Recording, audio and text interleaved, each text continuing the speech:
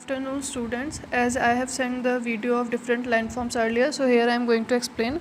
First is landforms. Landforms are natural shapes or geographical features of earth, or we can define as the different form of land present in different forms is known as landforms, or different shapes of land that are present in different forms. First is mountain.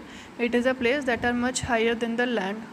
Plains are flat area present on the land. Valleys are land between mountains. Valleys, we also can define it as the land or area present between two mountains. A river, a large stream of water with land on its both sides. A river is a stream of water surrounded by lands on both the sides. Fifth, lake or pond, small water body surrounded by land all sides, or we can define it as small water body which is surrounded by land on its all the sides. Sixth, isthmus, narrow strip of land connecting two large land. It has water on its two sides. Isthmus, strip of land which connect the two large land. It is surrounded by water on its two sides. Island. Seventh, piece of land with water on all sides. Island is surrounded by water on all the sides. Desert is area of land with no water body. Plateaus are flats area that are higher than the land.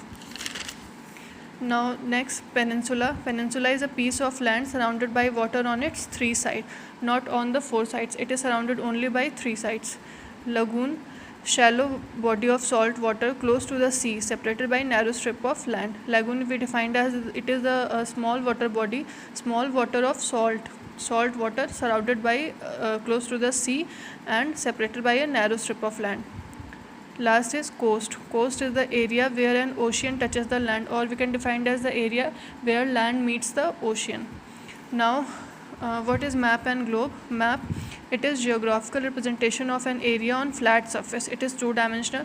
Map, we can show the map on a flat surface, on board, on chart paper, etc. It is two-dimensional. Globe